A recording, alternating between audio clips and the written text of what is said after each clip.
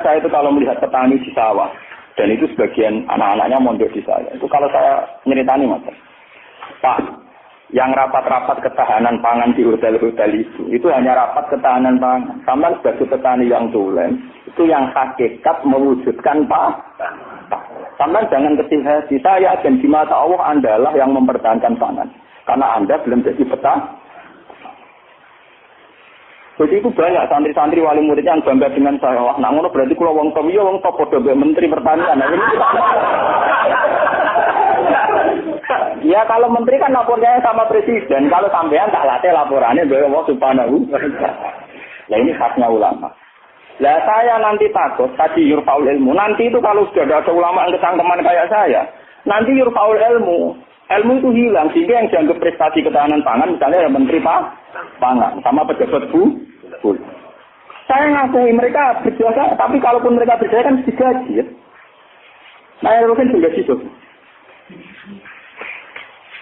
Paham ya? Nah, ini kembali ke Quran tadi. Makanya saya tetap bangga dengan Quran. Quran itu spiritnya amat. Amilus solihat. Sama ya'mal sekolah terrotin khairai. Nah, kemudian memang ilmu ini kelihatan biasa saja. Karena ya tidak ada yang menjelaskan.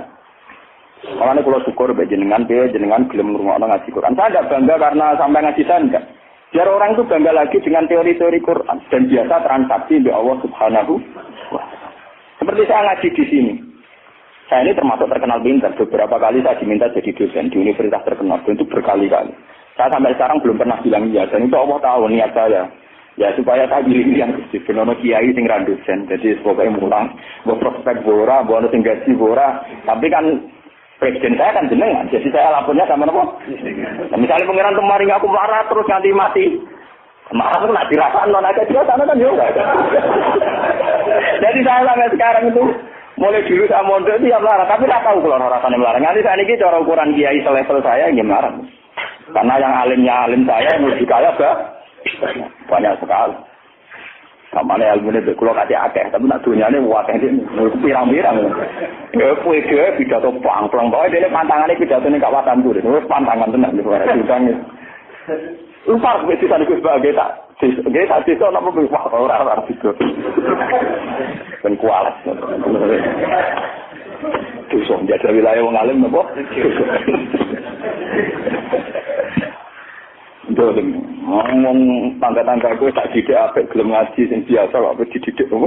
Ngaji sing bermewah napa? Oh, ben kualat. Jadi ini penting kalau terangkan. Termasuk irfaul ilmu itu guys. Nanti kalau per individu, termasuk mahasiswa, termasuk santri yang biasa lihat TV.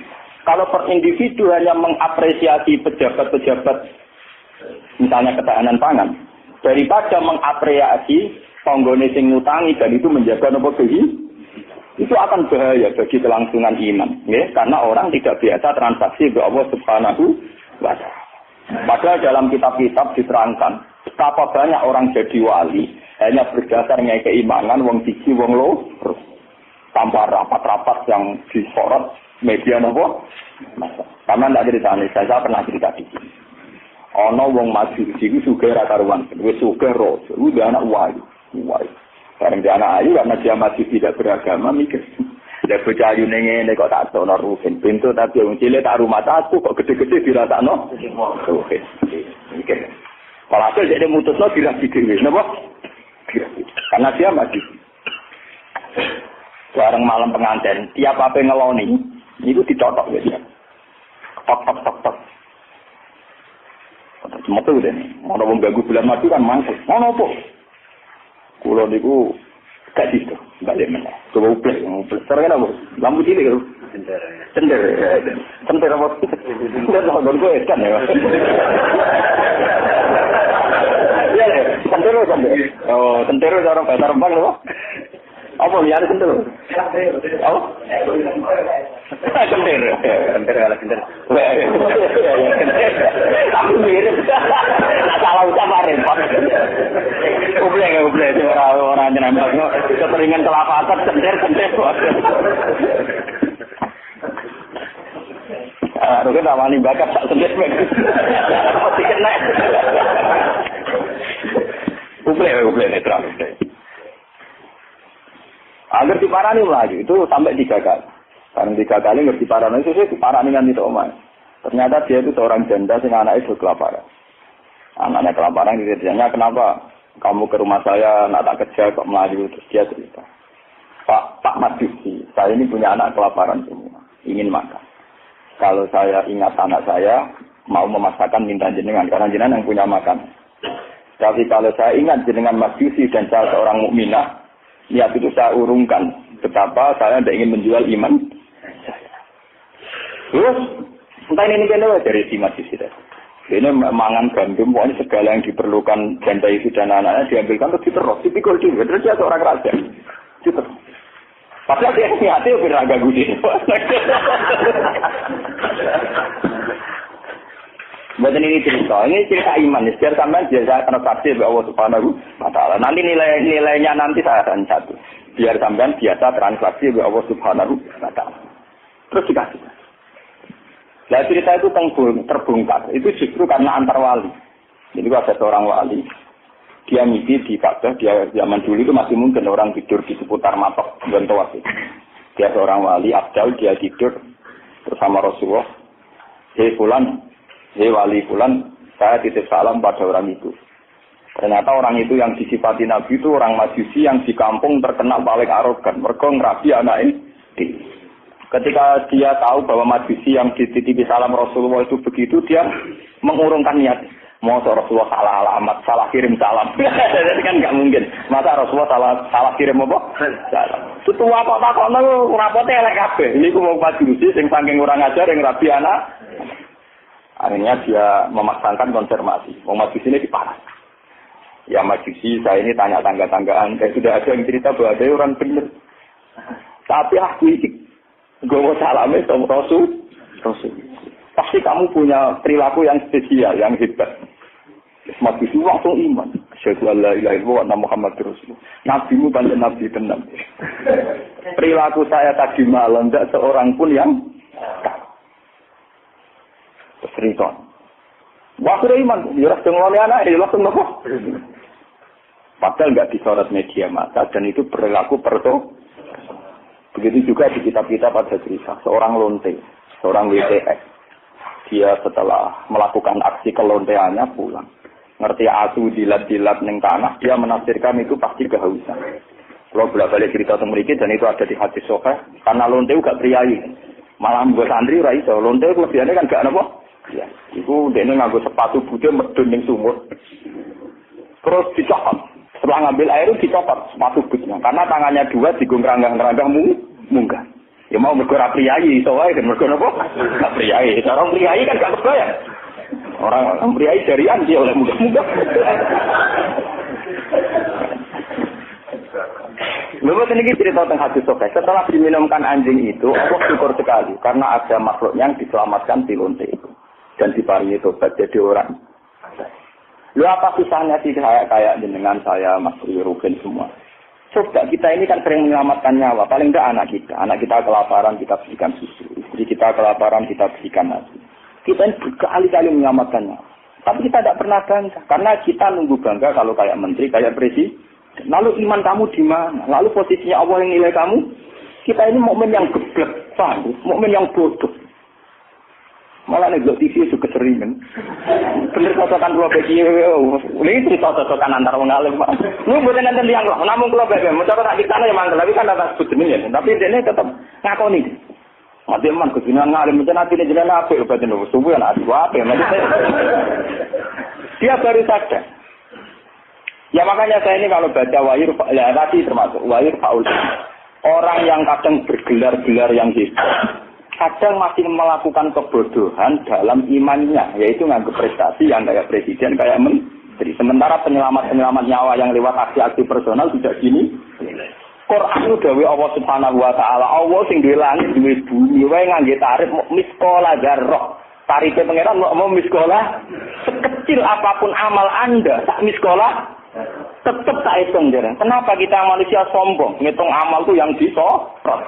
Ngitung prestasi itu yang diakui publik. Kita ini jadi mukmin yang bodoh. Bodoh. Mulane kira awali aku percaya santekno wiridan. Awali ketok tangan. Karena iman kamu itu iman yang bodoh. Mulane tobat, penting ngaji tobat. Napa? Makanya nanti ya, karena saya tidak bisa mimpin sholat tabligh 1 Muharram. Nanti saya mimpin sholat tabligh di sini setelah maghrib.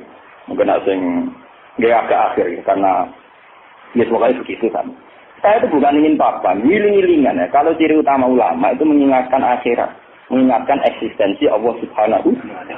Sama rasa hormat pulau kalau bolak-balik haram zaman bertamu dengan pulau teng kembang lokal. Sama pulau Bojonegoro nggak berbojon itu.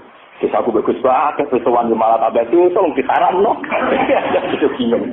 Negeri ngaji, pun kalau nak ngaji di Bojonegoro salaman diulang oleh kalau kan orangnya lucu. Kenapa salaman diulang oleh? Karena bosnya bertenang. Kalau tuan mumpung ketika nomor itu, cangkemmu. Dari mumpung ketika nomor itu, cangkemmu. Oh santri elak. Saya elak penting kasih salaman. Repot. Nah ini penting kalau aturakan. Jadi sebetulnya masalah utama manusia itu sejauh mana? Masalah iman ya. Sejauh mana kita sering kontrak ambil Allah Subhanahu. Nah ini juga yang dilakukan Rasulullah. Ketika ada sahabatnya sudah pinter, karena tidak meminta beliau urusan dunia, ya tidak minta beliau urusan apa? Nabi hanya minta fa'inni ala nafsika bikasrotis. Aku jaluk tulung kue. Yang penting kue sujudem ya sering. Jadi kamu Nabi kamu itu aja ngandalo takut tok, tapi kowe dhewe ora tau sujud. Nabi ora tau sujud itu artinya ora tau transaksi be Allah Subhanahu wa taala.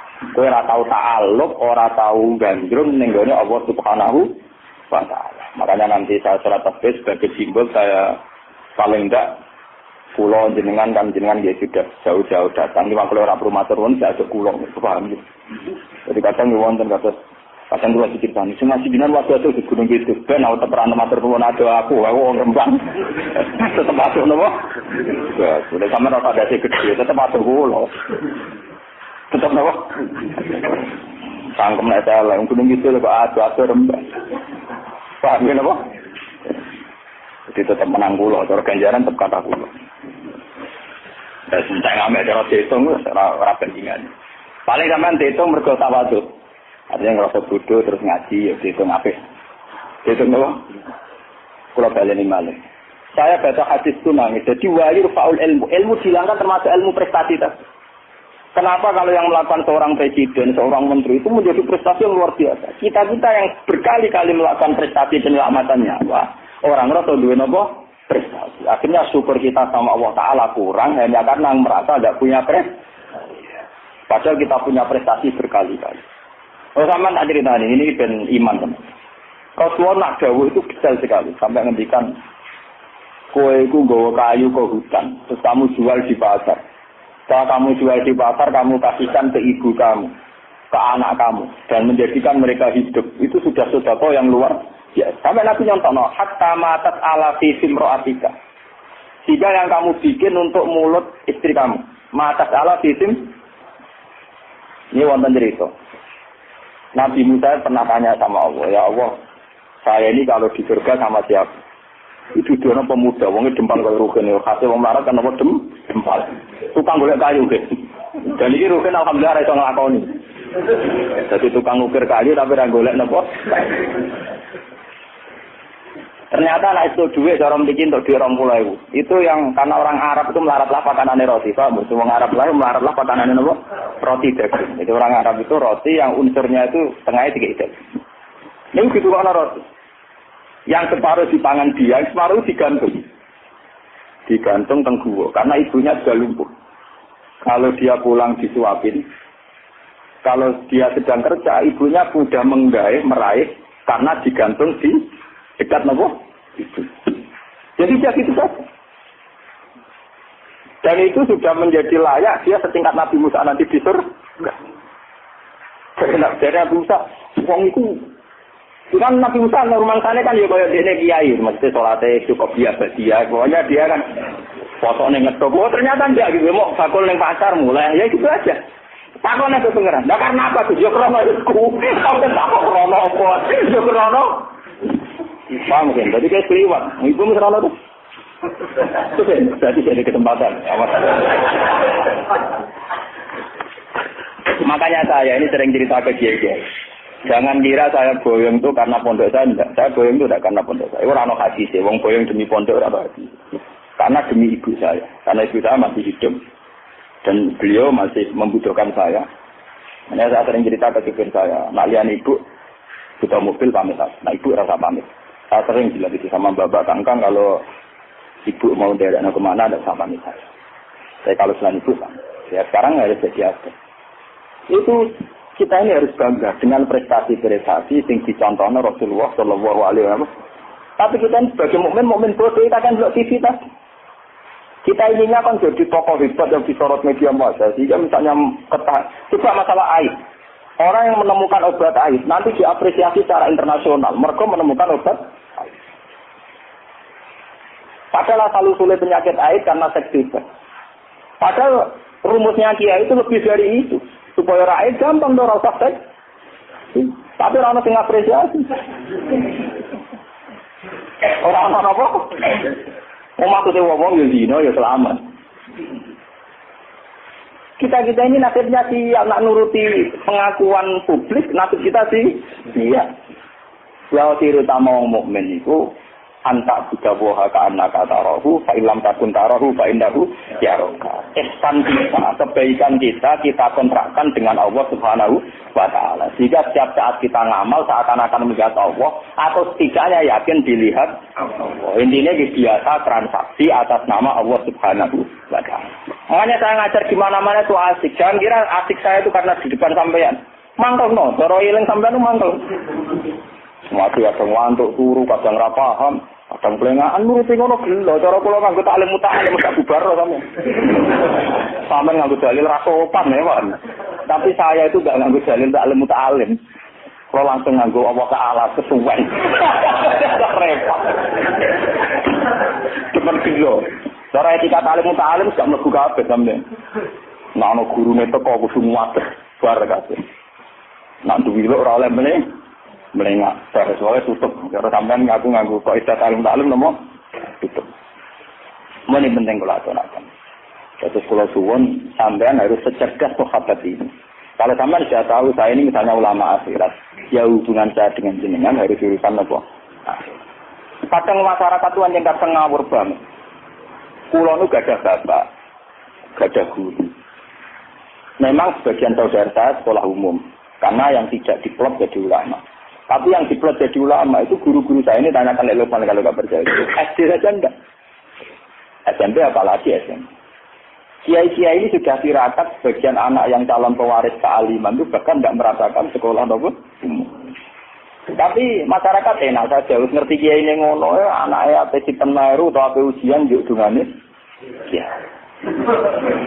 Saya itu pernah punya kakak wakil bupati. Wakil bupati jadi bukan calon. Saya belum pernah main ke rumahnya. Tanyakan Lukman. Saya itu hanya sekali main karena beliau pas mau haji. Dan itu di keluarga saya dihormati. Memang saya keluarga ulama ya etikanya harus gitu. Padahal kakak saya itu sering ke sini, ke Tonggo dulu ketika saya masuk kos di sini. Ya karena aturan dasarnya itu. Yang tidak ulama, harus ulama itu dipegang. Padahal itu kakak saya. Dan itu ya nggak saling menyinggung ya biasa saja. Saya tenang saja, itu ya tenang saja. Wah itu kalau mau dikatakan kan aneh. Tapi kalau di keluarga saya biasa. Ya orang tersinggung dengan saya, memang yang tidak ulama, kawan. Ngomongin gagal. Ketika ada euforia, yang namanya punya dulur wakil bupati, wah saya pinjam mobil. Saya juga pernah. Zaman itu saya miskin sekali ya, kalau kesini yang bis, ya biasa nyetop tosa, nyetop angkot di jalan. Gus gak nyilem mobil kakak, cangkem ulama, buat itu mak kayak kue. Saya memang cangkem saya, memang masyarakat biar tahu, ulama udah gede kayak kue. Ya logika mereka kalau nggak pinjam mobil kakaknya, wakil bupati ke Umbar. Cangkem ulama pada anak gue, akhirnya mau ngesadar. Sebenarnya ulama tenang, jebule gak guyon. Maksudnya mereka sadar, nah aku ragu guyon. Guyon biasa, tak tirakat. Saya itu mangkel kadang. Ya itu tadi. Saya ini kan sudah begini, potongan saya kan potongan kuno. Lu ngoten niku nggih. Semuanya sesuatu kulo aku kepen dadi wakil bupati sampai kepen dadi bupati kepen omong iki pirang. Kadang kita omongin, sing mampu wudu kita omong. Saya lek Pak Prodi akad ngene ora kepen dadi ngene iku malah mbok ndongakno sampe napa? Dadi. Mboten ngoten wis maksud jenengan akhirat wis akhirat kula untunya ben. Tapi aja tulung aku ngene kok. Tetep ae. Ini wong badhe wonten tiyang daftar tentara nggih tuan kula. Bupati itu orang tua mat anu. Apa rak pantau iki yo sopan, artinya dene cek yakin dengan kiai mandi dari sisi ini kan sopan. Tapi sisi duniawi kan enggak. Aku yang kiai jujur tak omong, wong senengane bingung kok bingung kok. Aku nak ndongakno kowe kuwatir kedurian. Ora ndongakno dari tamu kon ya ana bingung wong. Terus itu sepuro, mereka berene itu bingung aku tak omongin. Nggih punten ayo capek tak kayak ini nasib. Coba kalau zaman sahabat tidak begitu. Rasulullah sudah bilang. Karena dia sering khidmat. Kue jaluk tak turuti. Dia mikir beberapa hari terus dia sadar. Ya iya dunia itu apa entek. Mesti kiamat. Rasulullah orang yang begitu penting. Yang kersane Allah subhanahu. Masa kurang jaga urusan dunia. Jaluk urusan akhir. Coba kalau antara sampean jaga hubungannya kayak gitu kan seru. Meskipun ya tidak mungkin aku suarganya berukin awal ya tidak mungkin itu mukhal. Tapi kan lumayan tuh. Paling tidak besok kelas makan itu dulu lah. Nah, karena saya juga tidak mau sekelas dengan guru saya. Aku sudah mengibik contoh kulon. Tapi ngantuk kulon itu geman oleh teman-teman. Ini anak keluarga guru jenengan tuh sungkan. Gak enak. Mumpun boten usah, Gus. Wong oleh biasa wae, mengke pancen kula kanca ngopi Gus mriko. Dadi dene ora seneng den swarga ora kanjeng Nabi ora kiai ora seneng. Ning donya wis dilo ning akhirat apa? Seneng. Gak bebas lho. Lha kira power aku kan. Dadi kowe ora ngene-ngene iki.